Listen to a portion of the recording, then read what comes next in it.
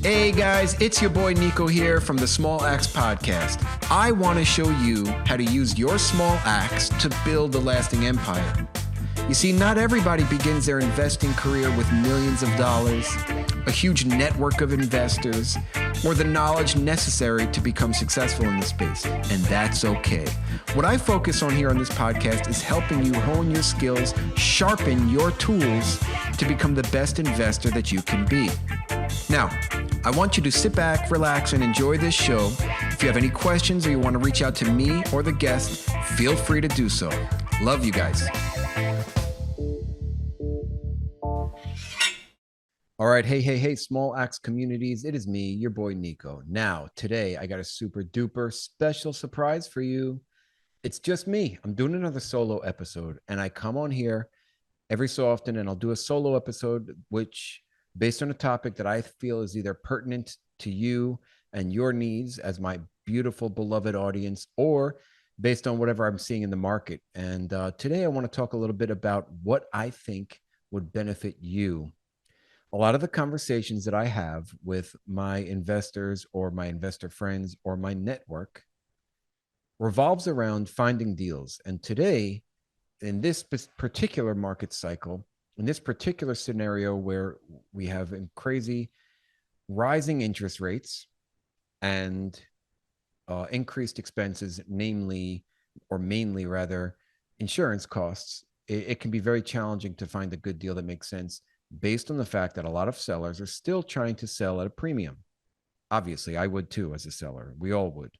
So there's no harm, no foul, no pointing fingers. It just is what it is. People are trying to get a premium for their properties. However, there are bridge products that are coming due. I have seen a few already come due to the point where it makes it almost necessary to sell if they cannot refinance.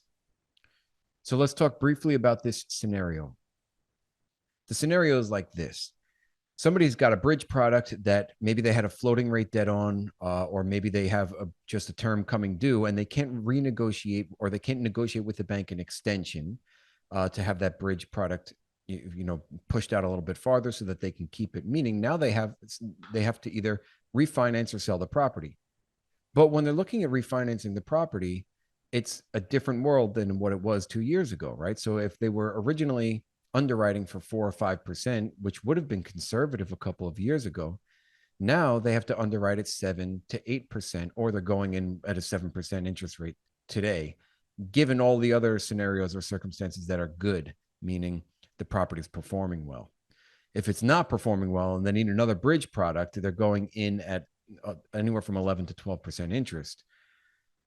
Now, cap rates have also decompressed, meaning the valuations are a little bit weaker, right? So a bank is not going to say that a certain property is still worth $1 million when it was worth $1 million 2 years ago. Now it might be worth $800,000, right? So the loan proceeds on this type of scenario is going to be lower. All of these circumstances equate to the need for a potential cash-in refinance, which is different than obviously a cash-out refinance or just a refinance. A cash-in refinance may require a lot of teams that have bridge funding coming due to put money into the deal to keep it. The alternative would be to just sell the deal. So many operators facing a scenario like this may choose to sell a deal. I've seen it twice in the past few months, okay? And it's only going to continue. So you have to be on your game when you're looking for a deal. You have to know how to underwrite it. You have to know what you're looking at, and you have to be involved out there speaking with people who have the deals. And who has the deals? Essentially brokers. Now, you can go direct to seller. You can find deals on your own, and that is possible too. And I'm not telling you not to do that. What I'm telling you is to figure out your own personal situation, your time and your resources, your experience level, and do you have the energy, time, resources, and experience to go after deals direct to seller? You may not, okay? But I don't think you should put all your eggs in one basket and just do direct to seller. I don't just do broker relations, although broker relations are my main source for getting deal flow. I recommend that everybody choose a variety of ways for deal flow or deal sourcing. Direct to seller is one good option. However, I've never really gotten success with it. That doesn't mean that you can't. I'm just probably not doing it as well as others. Number two, I really, really harp on broker relations because it's what they do for a living, right? And you're going to be paying somebody for that.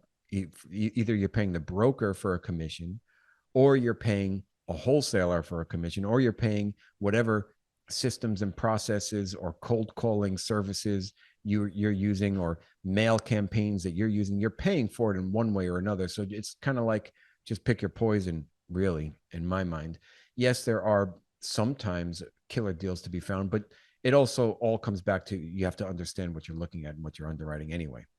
So, two ways that we have so far: broker relations, my favorite way, going direct to seller, another excellent way to find deals.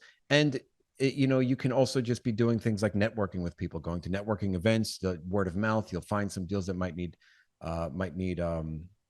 some help, and you might be able to step in on, or you might even want to look at just do driving for dollars, look at some properties that you love, and then do some direct to seller calling and stuff like that. Do text campaigns, etc.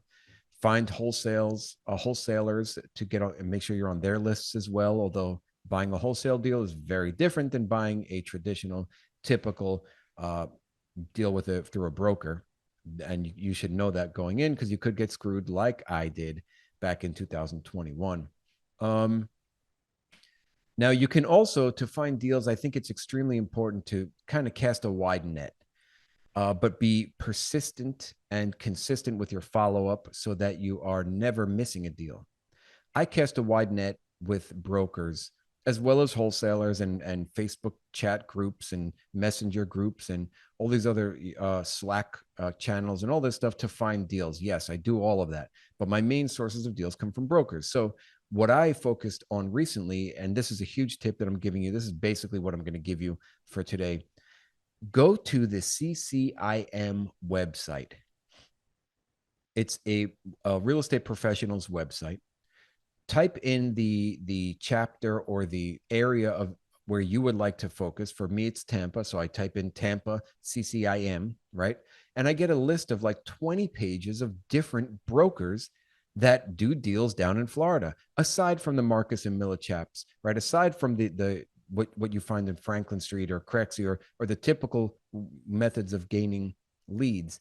And what I do is I created a simple email outlining who I am, what I own nearby, what I'm looking for. And if you have something, call me ASAP because I'm still actively looking, right?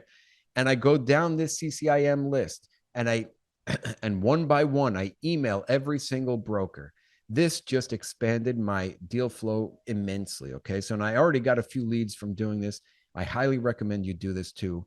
As well as any other ways of seeking and finding deals. But this is a very big tip. Go to the CCIM website, find all the brokers in your area, email them basically the same message, cut and paste it, change their name, say, I'm ready to buy a deal today. Look at my experience, look at my track record. Let's get a deal done right now.